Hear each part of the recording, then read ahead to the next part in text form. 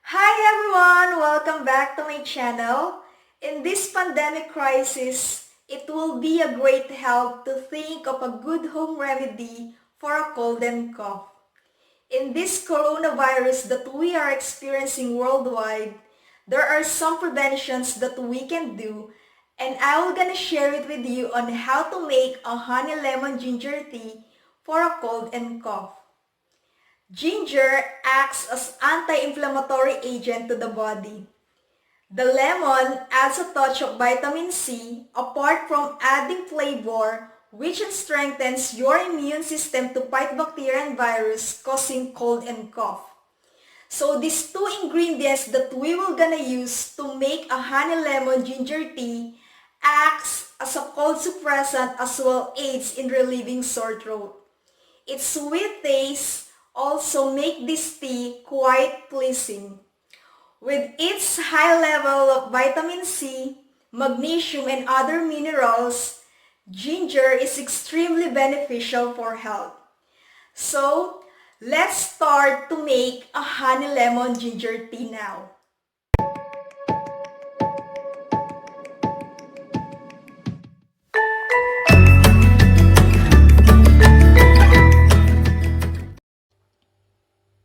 These are the ingredients that we need to make a honey lemon ginger tea. So we need lemon, but the exact measurement that we need for this is only 1 tablespoon of lemon juice. Next, we need ginger, but the measurement that we need is just 1 tablespoon peeled and freshly grated ginger. Also, we need 2 cups of hot boiling water. And to add taste, we need honey, which is the exact measurement that we need is only 1 teaspoon of honey.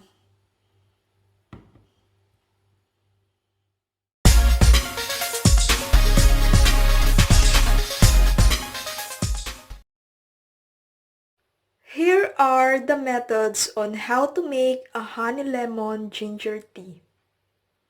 First step, wash the ginger with water.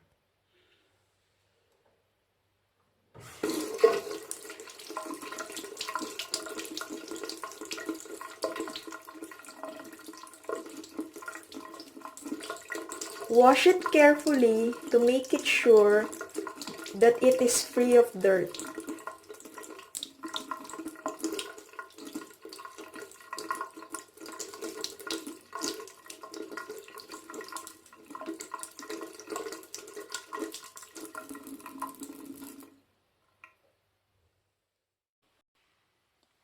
Next step, peel the ginger using a peeler.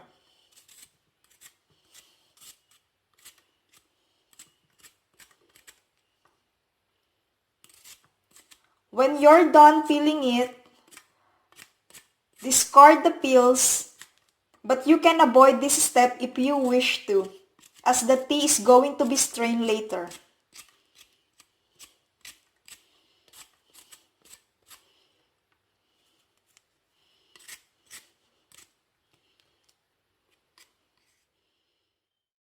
Grate the ginger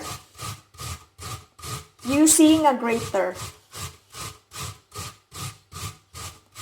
You would need 1 tablespoon of grated ginger, thickly or thinly grated, both are fine. Chopped ginger won't lend the taste to this honey lemon ginger honey tea for cold and cough.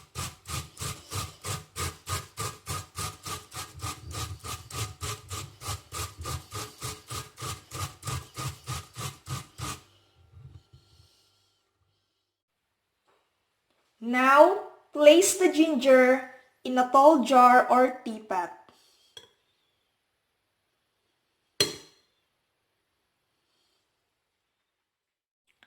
Next step, boil 2 cups of water.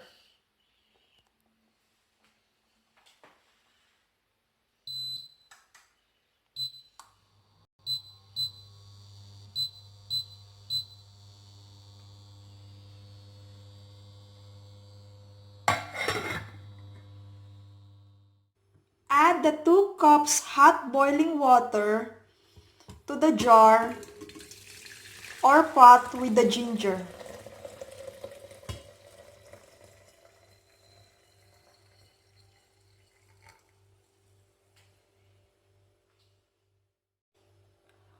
Cover with a lid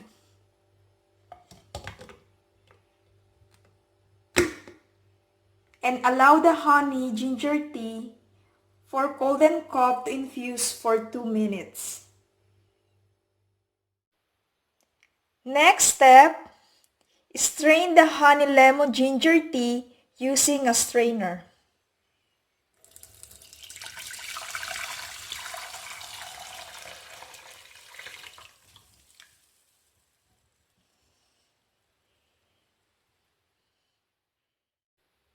Now, squeeze some lemon juice in the honey lemon ginger tea for cold and cough.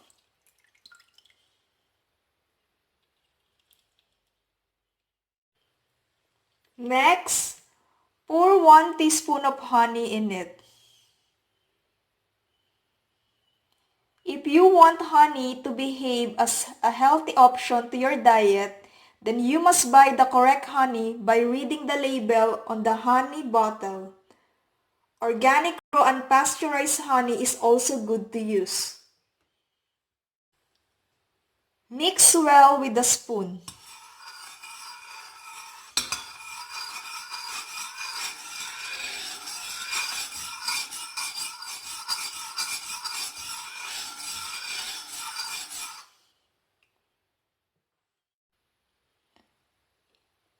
Honey lemon ginger tea is already done.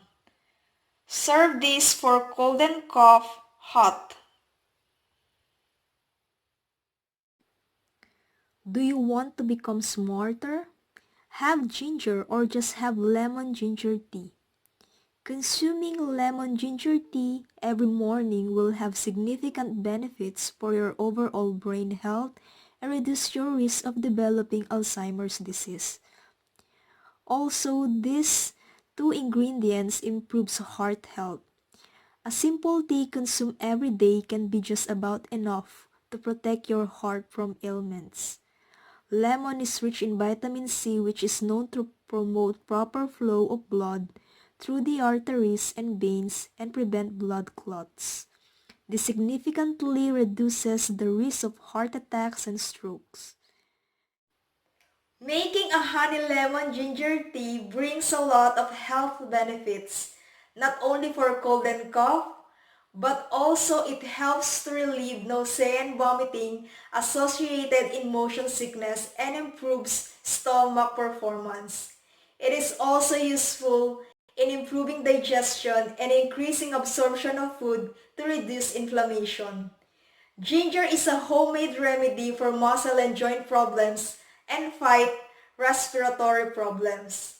It is also improves blood circulation, preventing from heart attack, stroke, and relieves menstrual discomfort.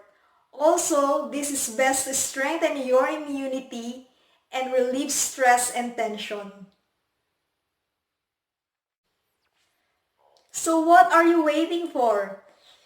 Make your own homemade of honey lemon ginger tea because this is an ideal tea to have in the morning when you get up with a sore throat. This is very easy, affordable, and yet you will get a lots of health benefits from this. I hope you enjoy watching this video and you learn a lot from me by sharing these health tips. Don't forget to subscribe, like, comment if you have any suggestions. Also, don't forget to click the bell button so you will be notified in every videos that I will be upload.